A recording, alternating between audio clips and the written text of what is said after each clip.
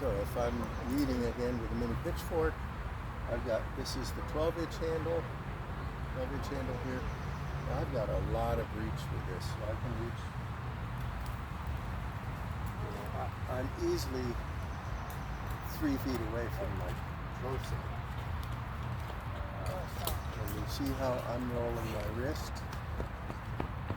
in order to get that soil. In order to turn that soil over, I just roll my wrist just like this.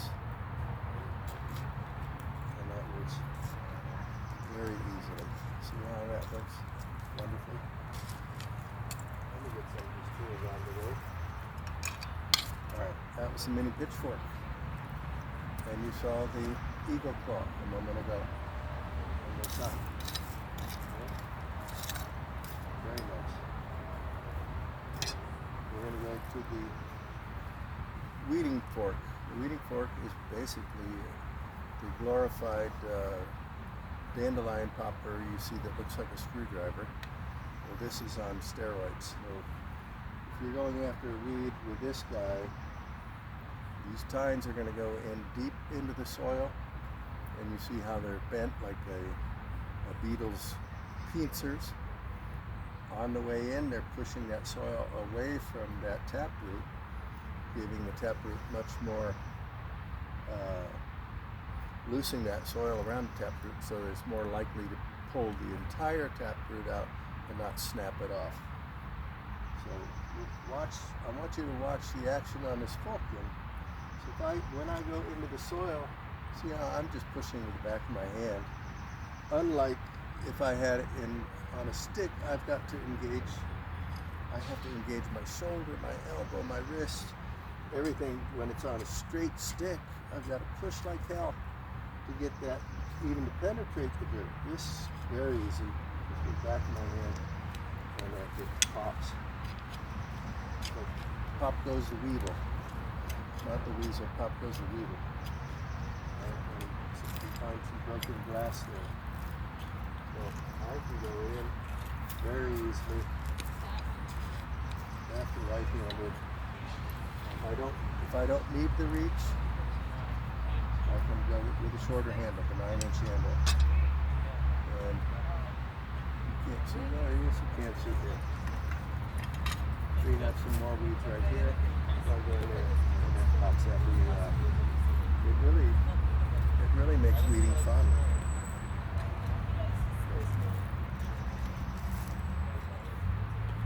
So, and if I just want to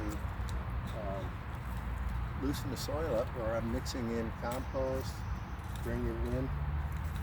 Now, speaking of compost and such, I'll show you another tool. Here is our cradle hoe. Cradle hoe is great for many things. As with all the tools, the longer you use them, the longer you hold them and try to tackle different tasks, you're going to find, probably more than I already know, you're going to be discovering that that particular tool works phenomenal for this particular task. Whether you're cleaning up against a slab or working in old pots, big old pots that have compacted soil and you haven't had anything alive in them, arguably, for a year or so. So if I want to, let's say I want to take something over here. Can you see this here? And that's already swept off. Let's presume that had roots on it, and I just dug it up from over here. I want to replant this very quickly. I got a deep hole, much deeper than I need actually. This is a phenomenal tool. So that goes in, quickly backfill it, damp it. I'm not having to reach 5 different tools or 3 different tools to do that task. I'm going to use the side blade, just scooping it up, scraping. Again, it works so lovely, and it's easy on my shoulder and elbow because I'm not having to work with a popsicle, which is what most garden tools look like to me. Now again, here we have the Mantis. I call it a cultivator. You can find many different things to do with it. There's the 9-inch handle and the 12-inch handle. Again, it really doesn't particularly matter how big you are, what size you are, or the size of your hand. Each of these handles are almost identical in width. Right here, for both handles, the grip is about the same size. I would say it is the same size, but because they're handmade, every tool is going to have a little bit differentiation. So this again is a multifunctional tool. If I can pull and grab and push. So with the front two pedals, or tines, if you will. Again, the influence behind this organic shape is an orchid. If you can see remnants or similarities within an orchid. Also a crab that you might see scuttling along the beach. Looks a bit like a crab. And then the tail end, if you look really close, I was thinking about a wasp and actually a scorpion. So that scorpion, as it takes its tail over his back and nails you, that's what that shape is. But I can use this, and you see how I can push and pull. I can cultivate very easily. I can go lightly and use it as a rake. I hope you're hearing me. I can go weeding with it, depending on what I'm weeding, how deep those roots are. I can mix in mulch. I'm going to use a short handle. So if I'm in closer quarters, if I've got maybe a short little standing bed, I might just prefer the little handle. But if it's a deep, wide standing bed, I want to reach all the way across without having to walk over the other side of that box. Now we're getting into, here's one more of the versatile. Did we already try this? No.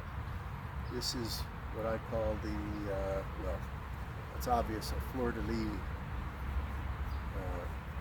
Did I do it? Well, I had a tool coming and it began to look like a fleur-de-lis, and I finally said, well, I'm going to make it exactly a fleur-de-lis. And, but inspiration was a wild boar's lower jaw, his mandible. If you look closely at that skull on a wild boar, hopefully it's a skull and not a living wild boar, you'll see that the lower teeth, his incisors, go straight out, generally straight out, and they use that for plowing or digging for roots and truffles, whatever's in the market in Texas. But I can also pull again. I can pull and plug. But then there's another 5 hooks after that one. So I can use it multifunction in 2 directions. You see. Great tool. Once you get used to it and understand how you work with it, you'll get very good at it. I think I got bit by a mosquito out here. And not lastly, but here we have our 2 shovels. Again, one's the maguey shovel, which is, I articulate the agave plant, related to this guy, a distant relation to this agave plant. It has a little twist to it, but if I'm planting bulbs or harvesting my radishes, yeah, I can just yank them out of the ground. But it works great to go in and twist again. I got a very healthy amount of soil, much healthier than with the shovel. A lot of roots. You see that very well, but this guy, my right hand, is the maguey, and it's a much more generous amount of soil. Not that you get enough on that tortoise to eat it, but again, repeating, stabbing, going into pots. There you have it. Now I got one more tool to show you. Here's our dragon tail on this is a 3-foot handle. I also offer it on a 4-foot handle, which you may have seen in another video. But I'm sitting here on my knees, but if I want to get back in there and room, I'm going to use the sides of that. See how I'm using the back wing on that? I can flatten that out backwards. And just clean that up.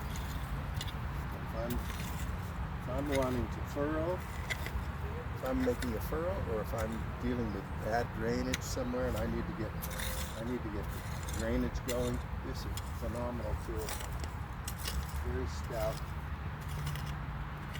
Alright.